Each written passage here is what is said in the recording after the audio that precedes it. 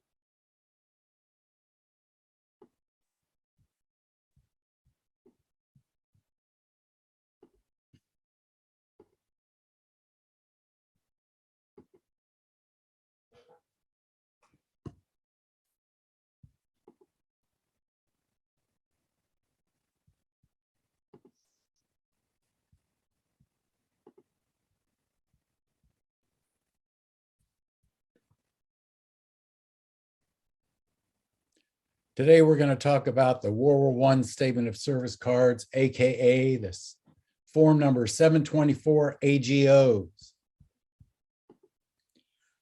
So these cards were created after the end of World War I by the Department of the Army, by the Department of the Navy.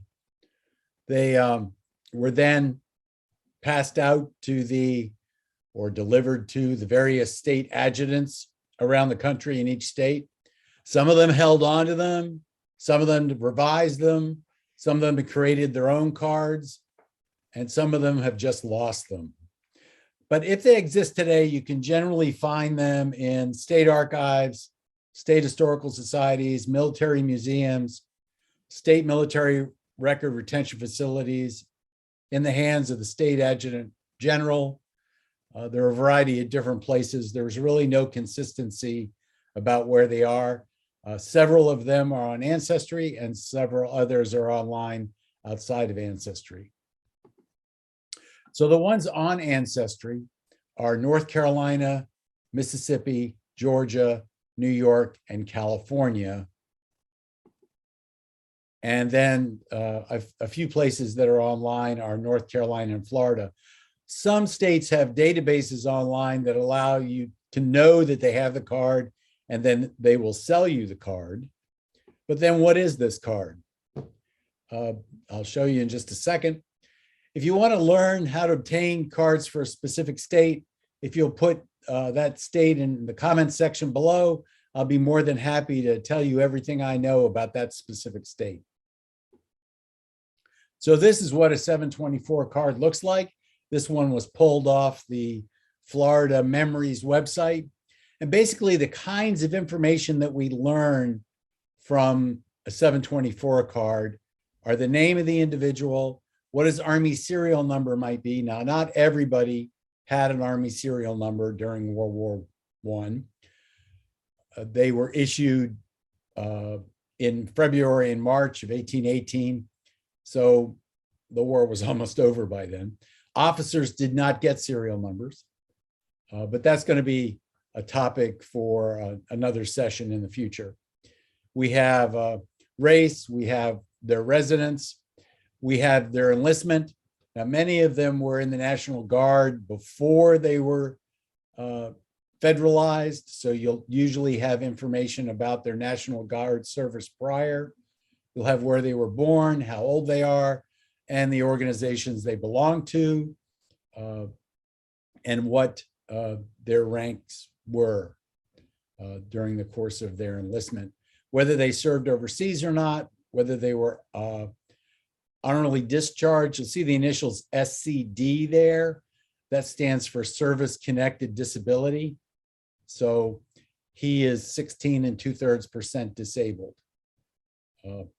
The main gist of what I want to talk about today, though, is what does the numbering system mean on a 724 card? This is a 2.5 card, so keep that in mind. This is I'm going to break this down for you, but this gives you some idea about how they break down. Anything that is a solid integer up through 5 stands for inducted. That means that they were drafted. Anything that is a 1.5, 2.5, 3.5, 4.5, they stand for enlistments. So someone who was enlisted. So the card we just looked at was a 724 2.5. That means that the card color is going to be white, although it doesn't really look white there. That's just due to age. But this individual was enlisted. He wasn't drafted. He was enlisted, and that he was discharged with some disability. So when we look at these cards, remember that an integer means inducted in the beginning. A fraction means they're enlisted in the beginning. 1 means discharged without condition. 2 means discharged with some % of disability. 3 means discharged at the convenience of the Army. Now, you could get a discharge without condition and be discharged at the convenience of the Army because the war was over. So if you see somebody discharged for convenience, you want to make sure that you're talking about, they're two different things. Discharged at the convenience of the Army is the Army determining that they don't want you anymore. Discharge at the convenience of the Army with a 1 means that it was over and they didn't want a whole bunch of people and it had nothing to do with you personally. A 4 means dishonorable discharge, and those are buff. And a 5 means deserted, and those are buff also. A 6 means killed in action. A 7 means died of wounds. An 8 means died of disease, and these are all pink in color. And a 9 means wounded, and they are gray. Now, of course, if someone was wounded in action and then died later in theater, they would be died of wounds, pink, rather than wounded gray. Wounded gray generally means they came back home. So here's a pink card, and this is an 8, died of disease, and it's pink. And this also came from Florida Memories.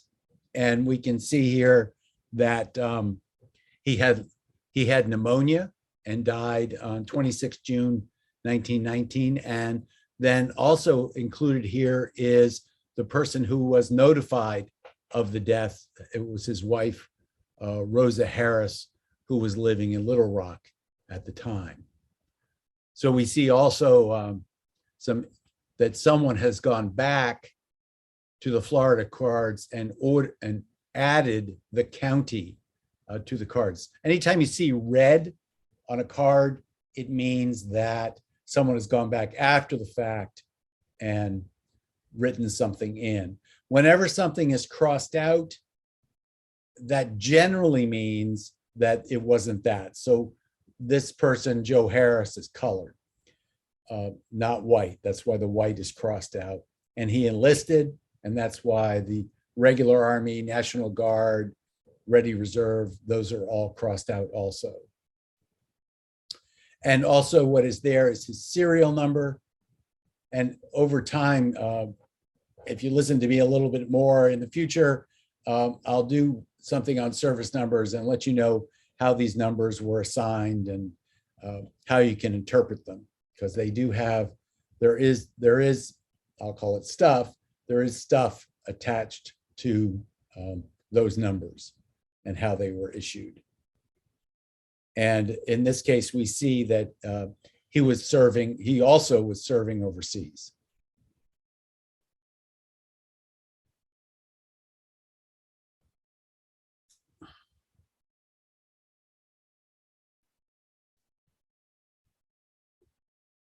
So this is a gray card, This card came from the North Carolina website. So this is an individual who was wounded. And so it gives you information about the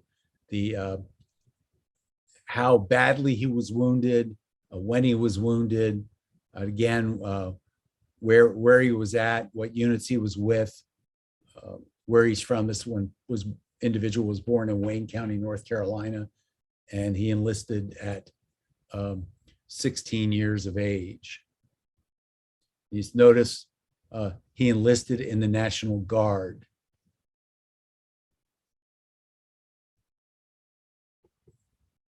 The Navy also has cards.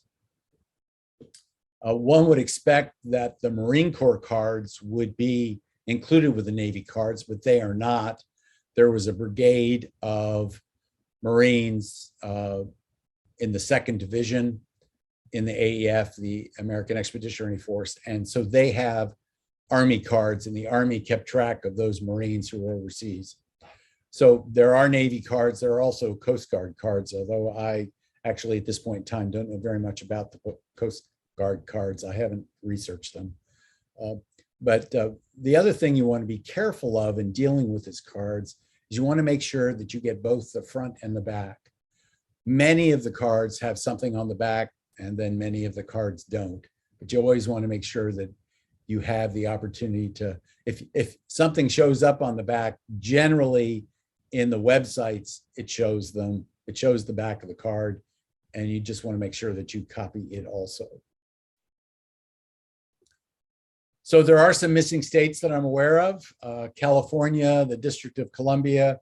I believe that I was able to determine the District of Columbia just threw them away at some point in time. New Jersey, Oklahoma, South Dakota, Virginia, can't find theirs. I have some sense that they have them, but they don't know where they are and they don't know what they are, kind of thing. And I keep researching there, trying to figure out where they are, and I haven't had any luck yet.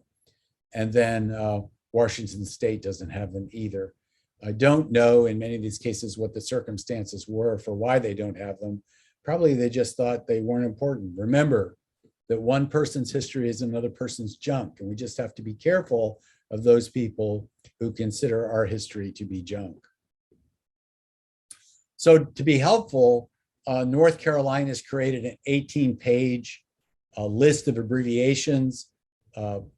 It's out there. It's available as a download at Ncdcr.gov /media/254/open. And if you're interested in the 724 cards and you get one, you might very well have to consult with this list of abbreviations on the discharge cards. If you have difficulty with an abbreviation, you're more than welcome to contact me. Leave a comment below, and I'll be more than happy to help.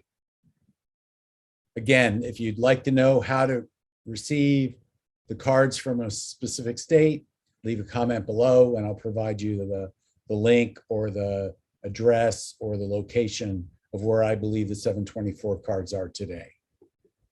So this has been Just Genealogy, converting people doing genealogy into genealogists day by day.